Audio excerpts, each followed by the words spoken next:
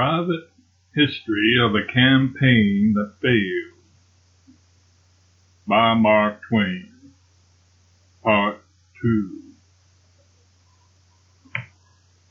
We stayed several days at Mason's, and after all these years, the memory of the stillness and dullness and lifelessness of that slumberous farmhouse still oppresses my spirit, as with a sense of the presence of death and mourning. There was nothing to do, nothing to think about. There was no interest in life. The male part of the household were away in the fields all day. The women were busy and out of our sight.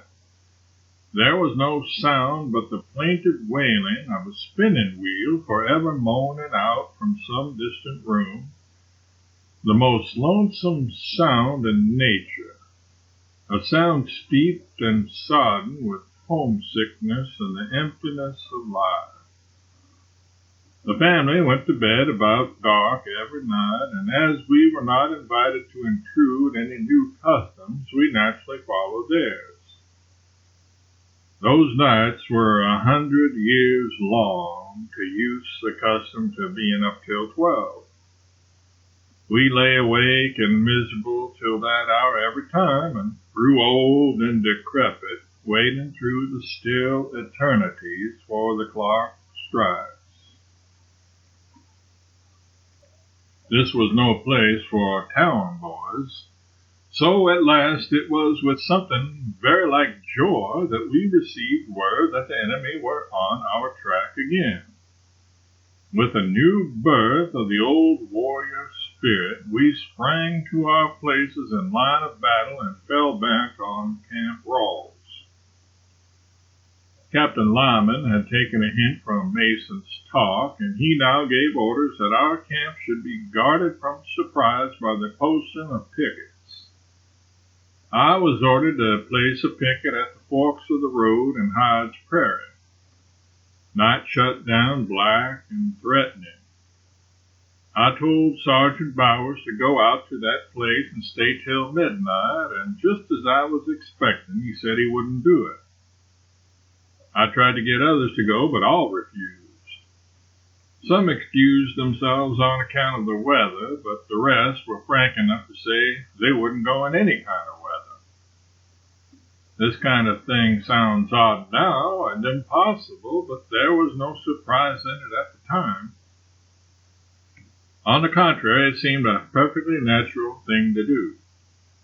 There were scores of little camps scattered over Missouri where the same thing was happening.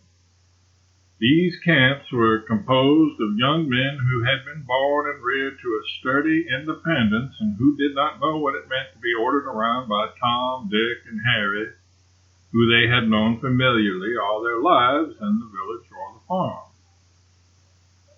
It is quite within the probabilities that this same thing was happening all over the South. James Redpath recognized the justice of this assumption and furnished the following instance in support of it. During a short stay in East Tennessee, he was in a citizen colonel's tent one day talking, when a big private appeared at the door, and without salute or other circumlocution said to the colonel, "Say, Jim, I'm a-going home for a few days." "What for?" "Well, I hain't been there for a right smart while, and I'd like to see how things is coming on." "How long are you going to be gone?" "About 2 weeks." "Well, don't be gone longer than that, and get back sooner if you can." That was all, and the citizen officer resumed his conversation where the private had broken it off. This was in the first months of the war, of course. The camps in our part of Missouri were under Brigadier General Thomas H. Harris. He was a townsman of ours, a first-rate fellow and well-liked, but we had all familiarly known him as the sole and modest salaried operator in the telegraph office, where he had to send about 1 dispatch a week in ordinary times and 2 when there was a rush of business. Consequently, when he appeared in our midst one day on the wing and delivered a military command of some sort in a large military fashion, nobody was surprised at the response which he got from the assembled soldiery. "Oh, now what do you take to don't, Tom Harris?" It was quite the natural thing. One might justly imagine that we were hopeless material for the war. And so we seemed in our ignorant state, but there were those among us who afterward learned the grim trade, learned to obey like machines, became valuable soldiers, fought all through the war, and came out at the end with excellent records. One of the very boys who refused to go out on picket duty that night and called me an ass for thinking he would expose himself to danger in such a foolhardy way had become distinguished for intrepidity before he was a year older. I did secure my picket that night, not by authority, but by diplomacy. I got Bowers to go by agreeing to exchange ranks with him for the time being and go along and stand the watch with him as his subordinate. We stayed out there a couple of dreary hours in the pitchy darkness and the rain, with nothing to modify the dreariness but Bowers' monotonous growling at the war and the weather. Then we began to nod and presently found it next to impossible to stay in the saddle. So we gave up the tedious job and went back to the camp without interruption or objection from anybody, and the enemy could have done the same, for there were no sentries. Everybody was asleep. At midnight there was nobody to send out another picket, so none was sent. We never tried to establish a watch at night again, as far as I remember, but we generally kept a picket out in the daytime. In that camp, the whole command slept on the corn in the big corn crib, and there was usually a general row before morning, for the place was full of rats, and they would scramble over the boys' bodies and faces, annoying and irritating everybody. And now and then they would bite someone's toe, and the person who owned the toe would start up and magnify his English and begin to throw corn in the dark.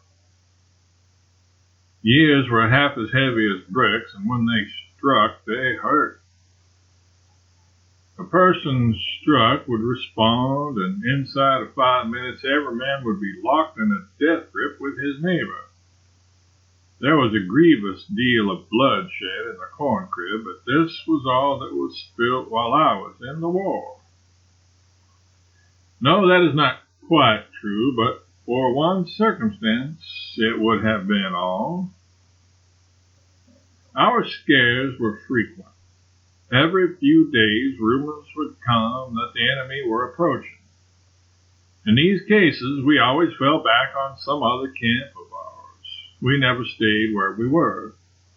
But the rumors always turned out to be false, so at last we even began to grow indifferent to them.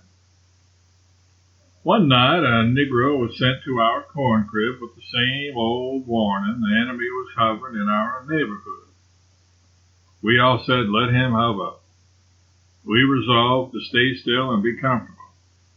It was a fine, warlike resolution, and no doubt we all felt the stir of it in our veins for a moment.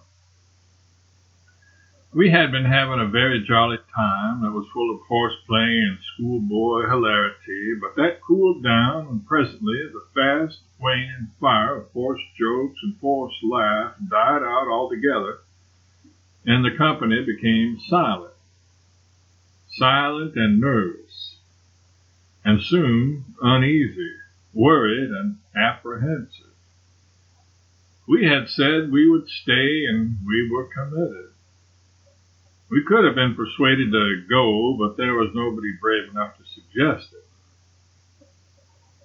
An almost noiseless movement began in the dark by a general but unvoiced impulse. When the movement was completed, each man knew that he was not the only person who had crept to the front wall and had his eye at a crack between the logs. No, we were all there with our hearts in our throats and staring out towards the sugar troughs where the forest footpath came through. It was late, and there was a deep, woodsy stillness everywhere. There was veiled moonlight, which was only just strong enough to enable us to mark the general shapes of objects. Presently, a muffled sound caught our ears, and we recognized the hoofbeats of a horse or horses. And right away, a figure appeared in the forest path. It could have been made of smoke, its mass had such little sharpness of outline. It was a man on horseback, and it seemed to me that there were others behind him.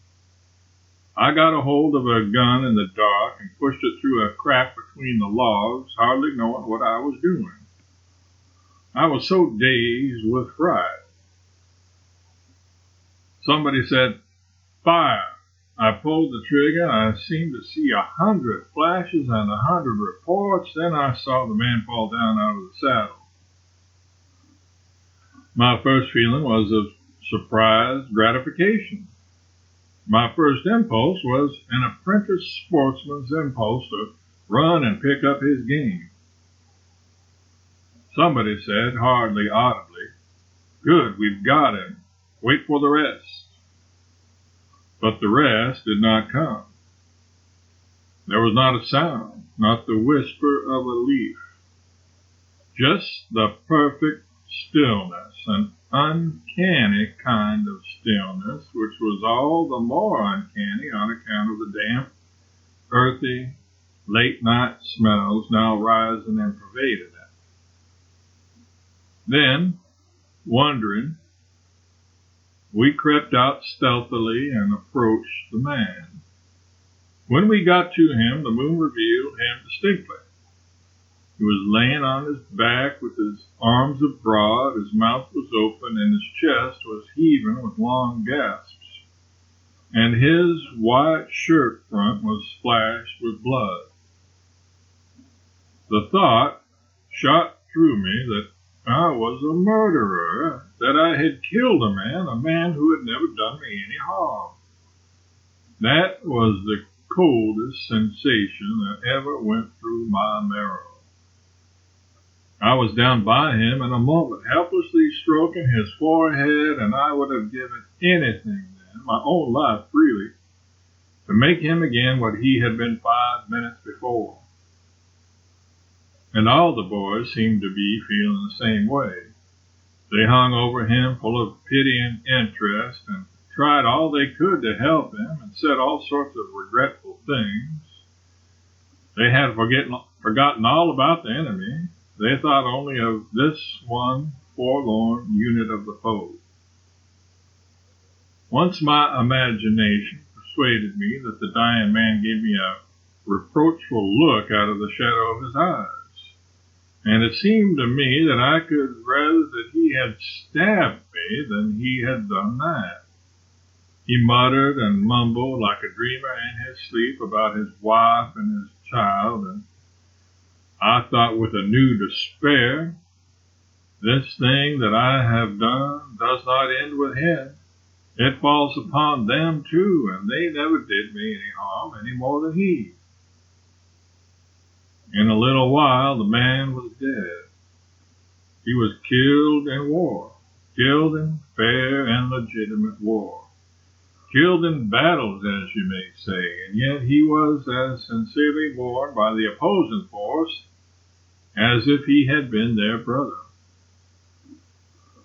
The boys stood there a half hour, sorrowing over him and recalling the details of the tragedy, and wondering who he might be and if he was a spy, and saying if they had it to do over again, they would not hurt him unless he attacked them first. It soon turned out that mine was not the only shot fired. There were 5 others, a division of the guilt which was a great relief to me, since it in some degree lightened and diminished the burden I was carrying. There were 6 shots fired at once, but I was not in my right mind at the time, and my heated imagination had magnified my one shot into a volley. The man was not in uniform and was not armed. He was a stranger in the country. That was all we ever found out about him. The thought of him got to preying on me every night. I could not get rid of it. I could not drive it away. The taking of that unoffended life seemed such a wanton thing. And it seemed an epitome of war. That all war must just be the killing of strangers against whom you feel no personal animosity. Strangers who in other circumstances you would help if you found them in trouble, and who would help you if you needed it. My campaign was spoiled. It seemed to me that I was not rightly equipped for this awful business, that war was intended for men and I for a child's nurse. I resolved to retire from this avocation of sham soldiership while I could retain some remnant of my self-respect. These morbid thoughts clung to me against reason, for at the bottom I did not believe I had touched this man. The law of probabilities decreed me guiltless of his blood, for in all my small experiences with guns, I had not hit anything I had tried to hit. And I knew I had done my best to hit him. Yet there was no solace in the thought. Against a diseased imagination, demonstration goes for nothing. The rest of my war experience was of a piece with what I have already told of it. We kept monotonously falling back upon one camp or another and eating up the farmers and their families. They ought to have shot us. On the contrary, they were as hospitably kind and courteous to us as if we had deserved it. In one of these camps we found Ab Grimes, an upper Mississippi pilot who afterwards became famous as a daredevil rebel spy, whose career bristled with desperate adventures.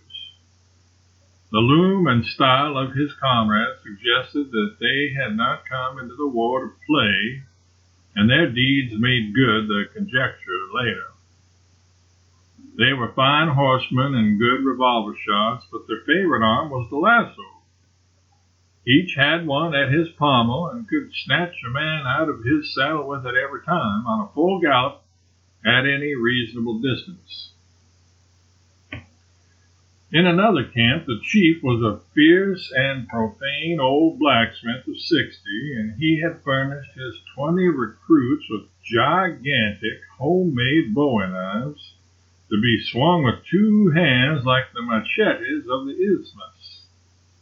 It was a grisly spectacle to see that earnest band practicing their murderous cuts and slashes under the eye of that remorseless old fanatic. The last camp which we fell back on was in a hollow near the village of Florida, where I was born in Monroe County. Here we were warned one day that a Union colonel was sweeping down on us with a whole regiment at his heels. This looked decidedly serious. Our boys went apart and consulted. Then we went back and told the other companies present that the war was a disappointment to us and we were going to disband. They were getting it ready themselves to fall back on some place or another, and we were only waiting for General Tom Harris, who was expected to arrive at any moment. So they tried to persuade us to wait a little while, but the majority of us said no. We were accustomed to falling back and didn't need any of Harris's help. We could get along perfectly without him and save time, too. So about half of our 15 men, including myself, mounted and left on the instant. The others yielded to persuasion and stayed through the war. An hour later, we met General Harris on the road with 2 or 3 people in his company, his staff probably, but we could not tell. None of them were in uniform. Uniforms had not come into vogue among us yet. Harris ordered us back, but we told him there was a Union colonel coming with a whole regiment in his wake, and it looked as if there was going to be a disturbance, so we had concluded to go home. He raged a little bit, but it was of no use. Our minds were made up. We had done our share, killed one man, exterminated one army, such as it was. Let him go and kill the rest, and that would end the war. I did not see that brisk young general again until last year. He was wearing white hair and whiskers. In time, I came to learn that Union colonel whose coming frightened me out of the war and crippled the Southern cause to that extent, General Grant. I came within a few hours of seeing him when he was as unknown as I was myself. At a time when anybody could have said, "Grant? Ulysses S. Grant? I do not remember hearing the name before." It seems difficult to realize there was once a time when such a remark could be rationally made, but there was. I was within a few miles of the place and the occasion, too, though proceeding in the other direction. The thoughtful will not throw this war paper of mine lightly aside as being valueless. It has this value. It is not an unfair picture of what went on in many a militia camp in the first months of the rebellion, when the green recruits were without discipline, without the steadying and heartening influence of trained leaders, when all their circumstances were new and strange and charged with exaggerated terrors, and before the invaluable experience of actual collision in the field had turned them from rabbits into soldiers. If this side of the picture of that early day has not before been put into history, then history has been to that degree incomplete, for it had and has its rightful place there. There was more Bull Run material scattered through the early camps of this country than exhibited itself at Bull Run. And yet it learned its trade presently and helped to fight the great battles later. I could have become a soldier myself if I had waited. I had got part of it learned. I knew more about retreating than the man that invented retreating.